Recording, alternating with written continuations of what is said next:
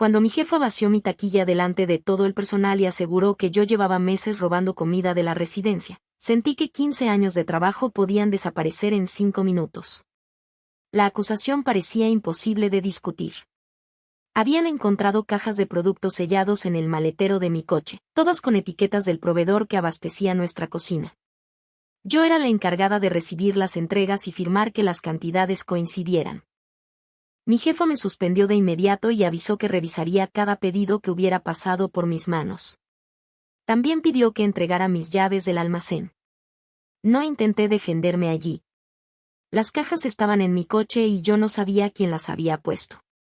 Esa noche revisé las fotografías que tomaba de cada entrega desde que un proveedor empezó a enviar cantidades incompletas. Las guardaba por costumbre, con la fecha visible y el número de lote. Las cajas de mi maletero aparecían en una foto tomada 3 días antes. Pero no estaban dentro de nuestro almacén. Estaban al fondo del camión, detrás de un pedido destinado a otra dirección. Amplié la imagen y vi algo todavía más extraño. La hoja pegada a una de las cajas llevaba nuestro código interno escrito a mano, aunque ese código solo se añadía después de recibir la mercancía. Busqué las hojas de carga que había fotografiado aquella semana. En 2 de ellas, la ruta del camión había sido modificada después de mi firma. Y las iniciales junto al cambio pertenecían a mi jefa. Eso ya no era azar.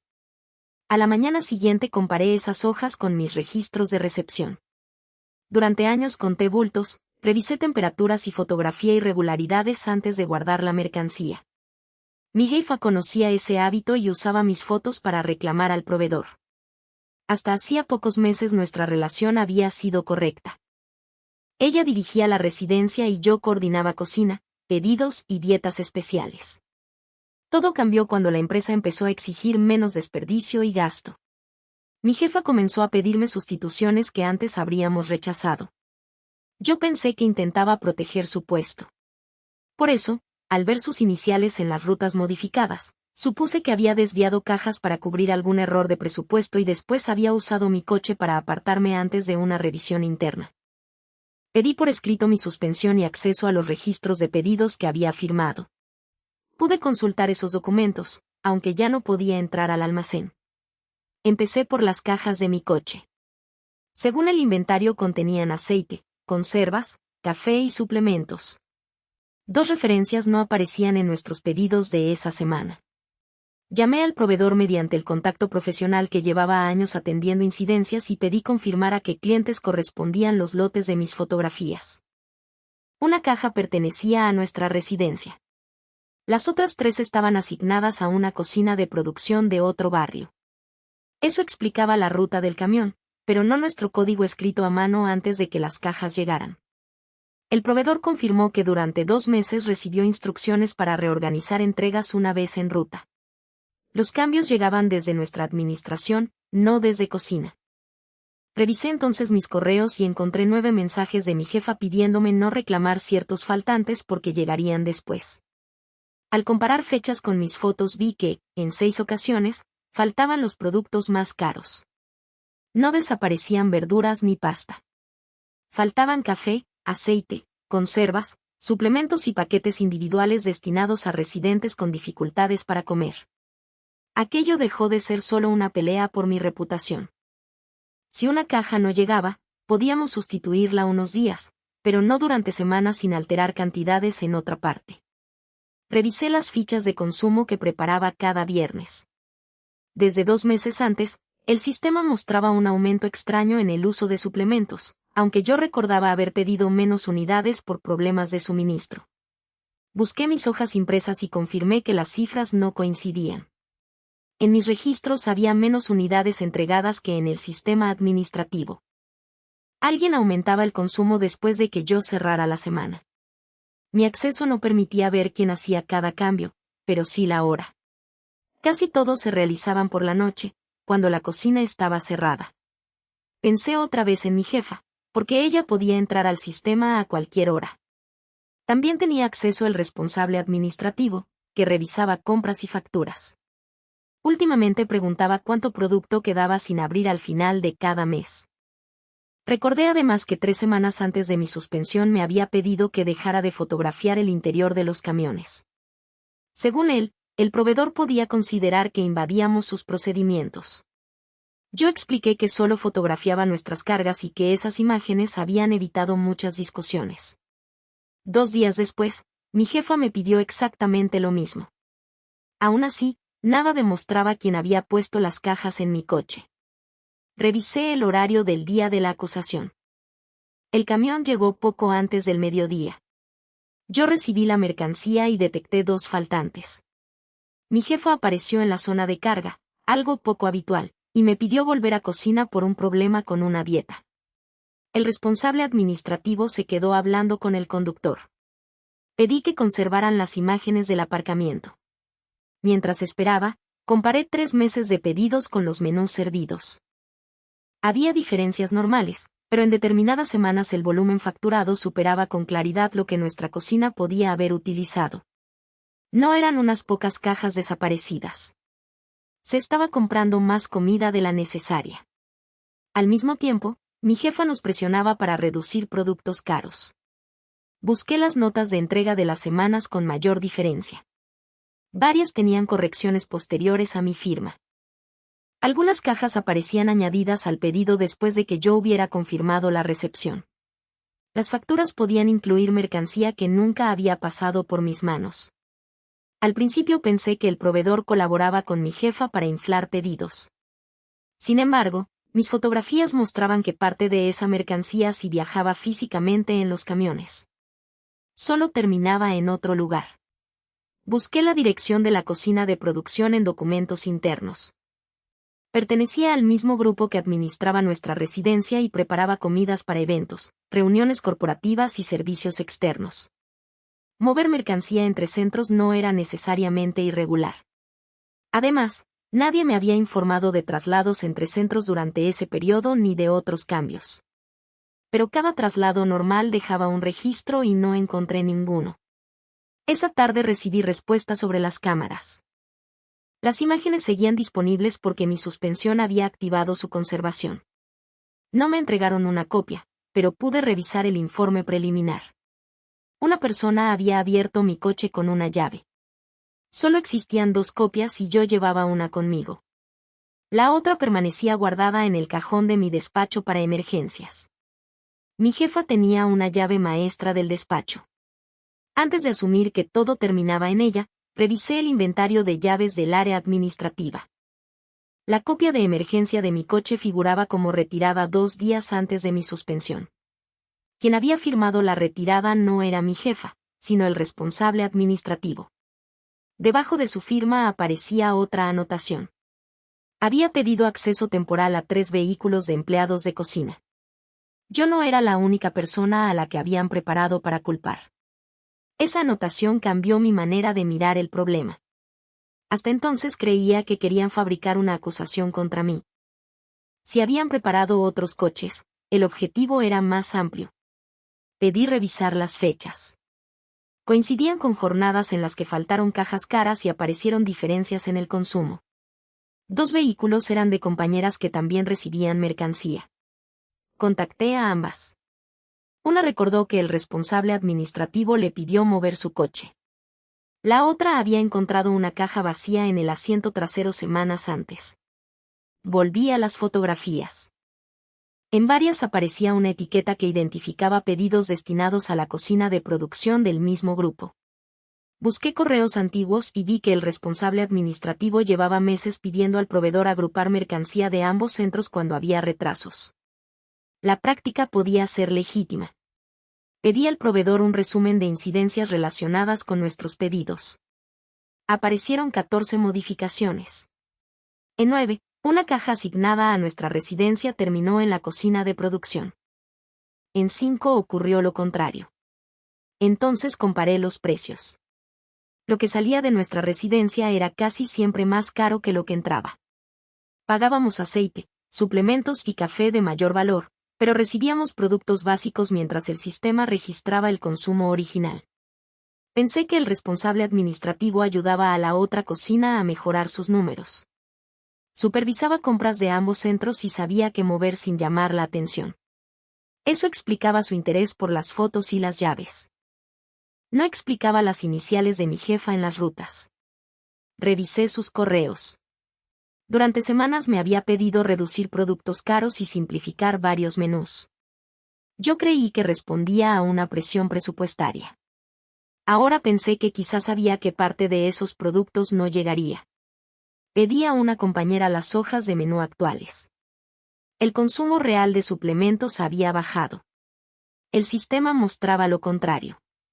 Alguien seguía aumentando las cifras después de apartarme. Preparé una comparación y la entregué a recursos humanos. Pedí conservar los registros de acceso al sistema, al almacén y al aparcamiento. 2 días después pude revisar el historial con personal interno. Los cambios nocturnos se hacían desde una cuenta de supervisión usada por el responsable administrativo. Creí haber encontrado al responsable hasta que vimos desde dónde se conectaba. Los cambios se habían realizado en el ordenador del despacho de mi jefa. Él podía entrar allí y aquella cuenta quedaba abierta a veces después de las revisiones mensuales. La información demostraba el método, no quien había usado el teclado. Recordé una costumbre de mi jefa. Antes de cada revisión imprimía los consumos y los marcaba a mano. Yo conservaba varias hojas con correcciones. En las primeras aparecían ajustes pequeños. Después comenzaron a sustituirse consumos reales por cantidades mayores. Esas correcciones existían antes de que el sistema fuera modificado por la noche. Mi jefa sabía qué cifras iban a cambiar. Busqué desperdicios y devoluciones por si había una explicación normal. No alcanzaban para justificar la diferencia. Revisé cuando empezaron las correcciones. Ese día hubo una reunión con la dirección regional. Poco después mi jefa insistió en reducir el gasto de cocina. Pedí el informe presupuestario de aquel trimestre. Nuestra residencia no estaba excediendo el presupuesto. Estaba por debajo.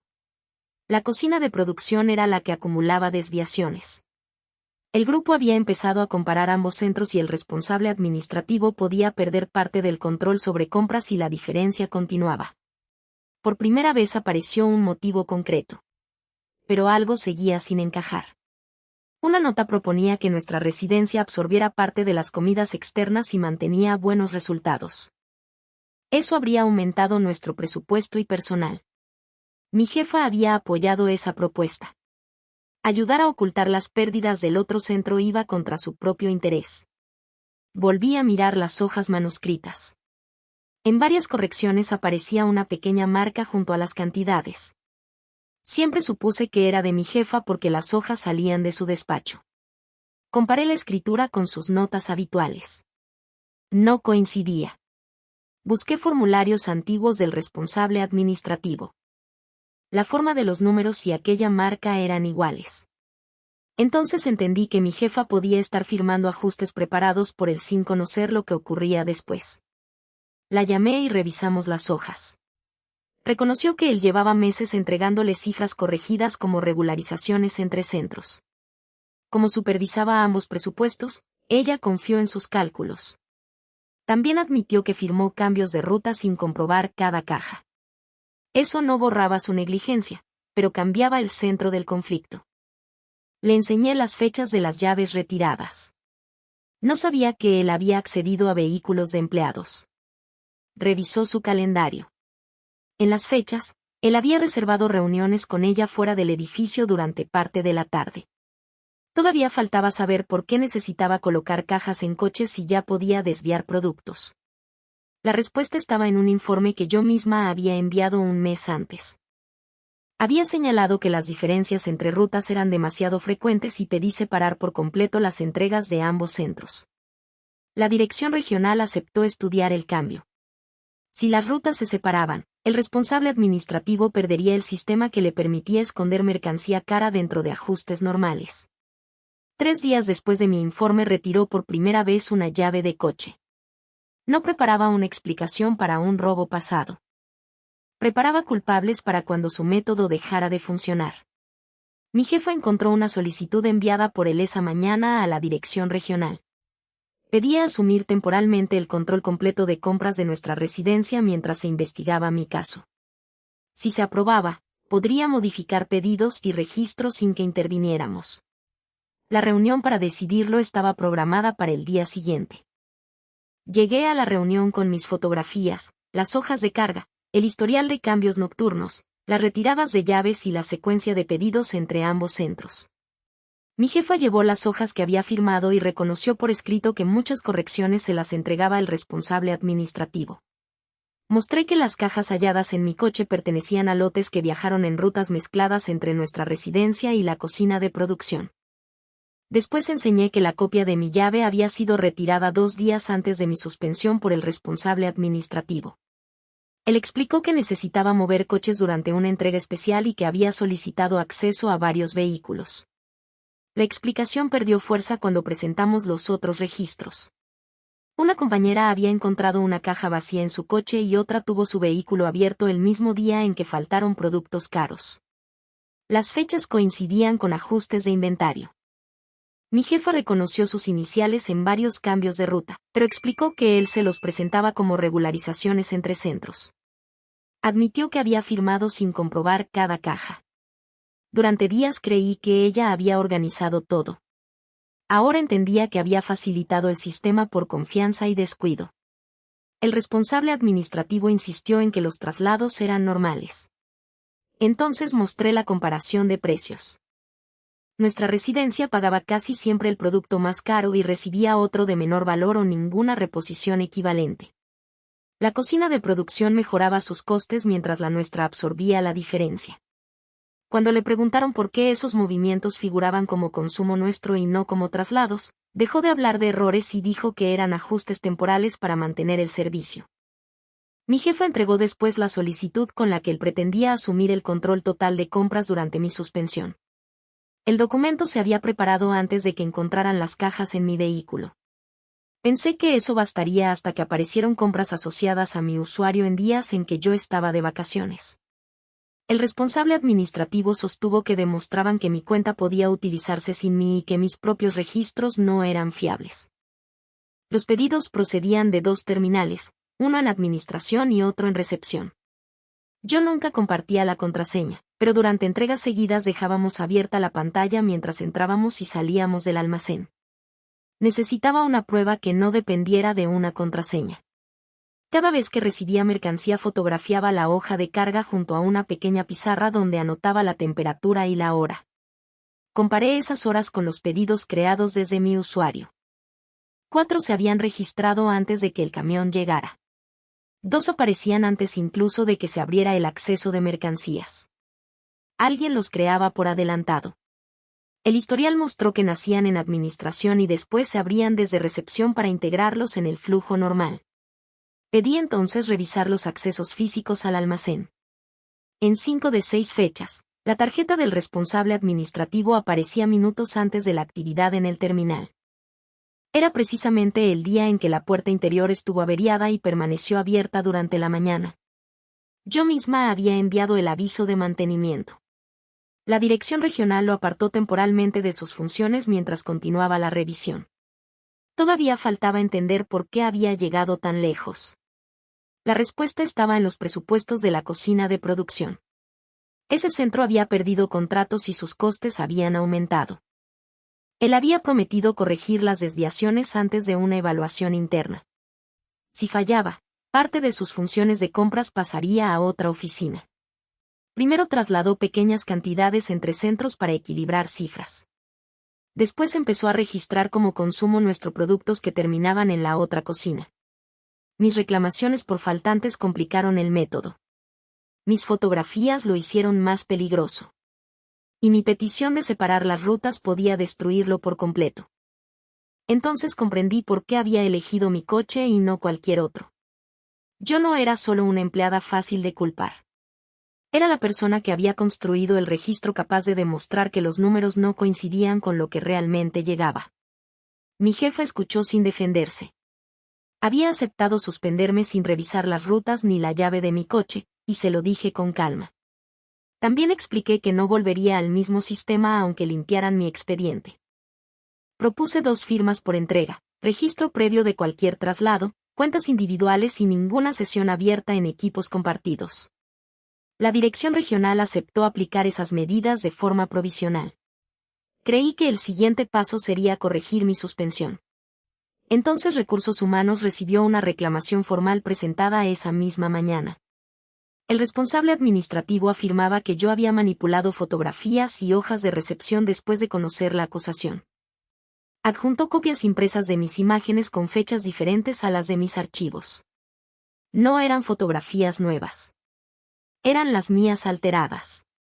La dirección regional congeló cualquier decisión sobre mi regreso hasta comprobar los originales. Yo conservaba copias en mi teléfono, pero eso no demostraría por sí solo cuando habían existido. Entonces recordé por qué empecé a fotografiar cada incidencia. Siempre enviaba las imágenes desde el correo de cocina al proveedor para dejar constancia de los faltantes. Abrí la carpeta de mensajes enviados.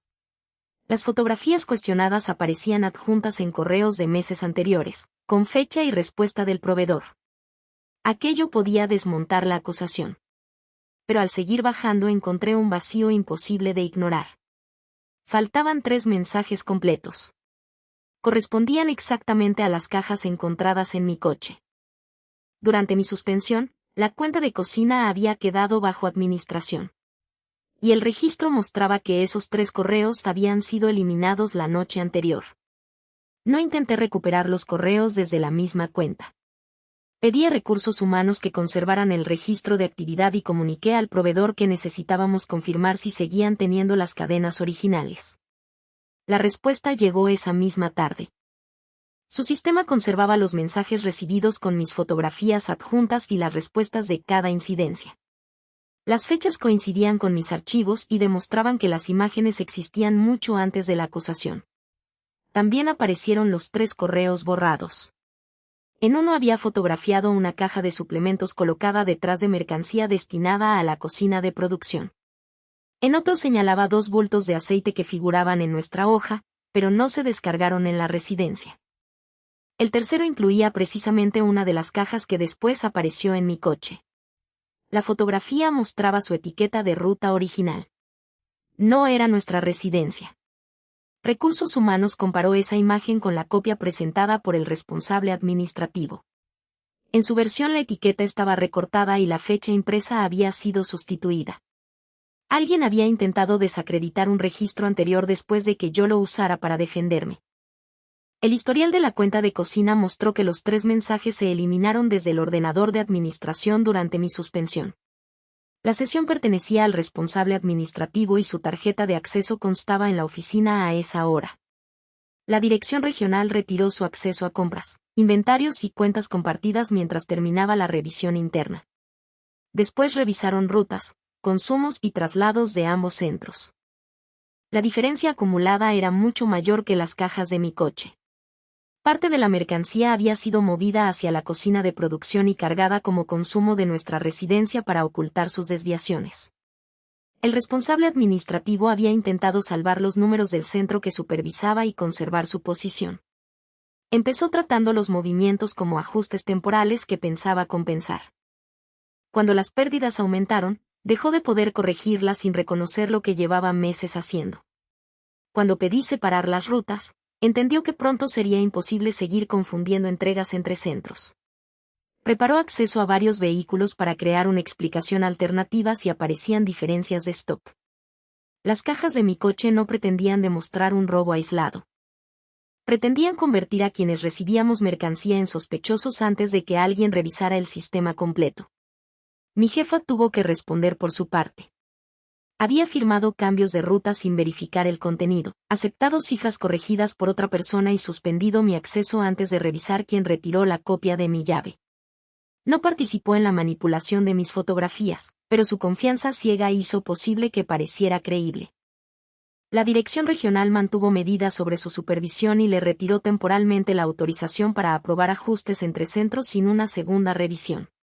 Cuando me ofrecieron volver, pedí primero una corrección escrita de la acusación, la eliminación de cualquier referencia a robo en mi expediente y una explicación formal al equipo que había presenciado mi suspensión. No quería regresar como si me hubieran hecho un favor. Quería regresar sin cargar con una sospecha que nunca debió existir. La empresa aceptó. También separó definitivamente las rutas de los dos centros. Cada traslado tendría que registrarse antes de salir, las entregas serían verificadas por 2 personas y ninguna cuenta de inventario podría permanecer abierta en terminales compartidos. Las llaves de vehículos privados dejaron de almacenarse en despachos administrativos. Volví una semana después. Algunas compañeras evitaron mirarme. Otras se acercaron a decir que habían creído la acusación porque las cajas estaban en mi coche y nadie les explicó que existía una segunda llave. No las culpé por haber creído una escena diseñada para parecer evidente. Mi jefa reunió al equipo y corrigió lo ocurrido.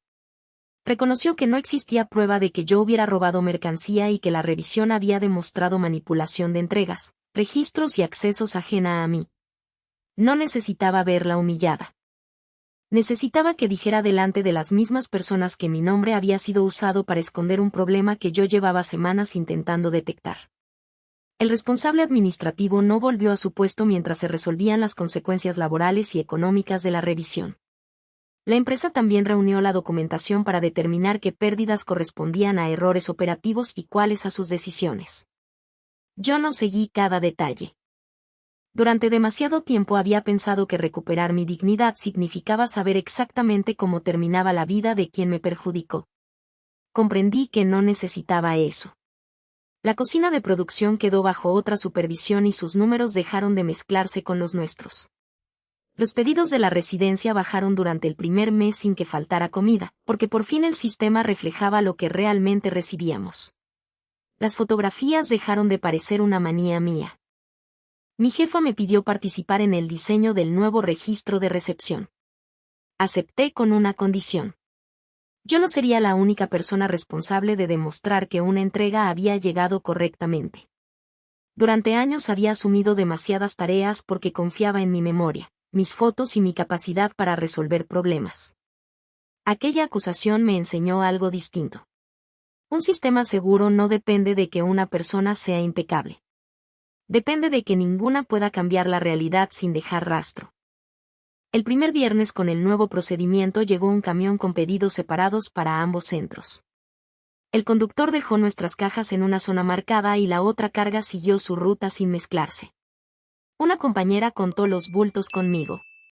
Yo revisé las temperaturas y ella comprobó los lotes. Entre las cajas había una de suplementos idéntica a la que meses antes terminó en mi coche. La sostuve unos segundos. La etiqueta tenía nuestra dirección, el número correcto de pedido y una ruta que no había sido modificada. Tomé la fotografía habitual, pero esta vez no la guardé como defensa secreta. La subí al registro compartido, donde quedó visible para cocina, administración y dirección. Después cerré la sesión. Guardé mi teléfono, cerré el almacén con mi propia llave y la devolví al bolsillo. El coche estaba fuera, exactamente donde lo había dejado. Nadie más tenía una copia.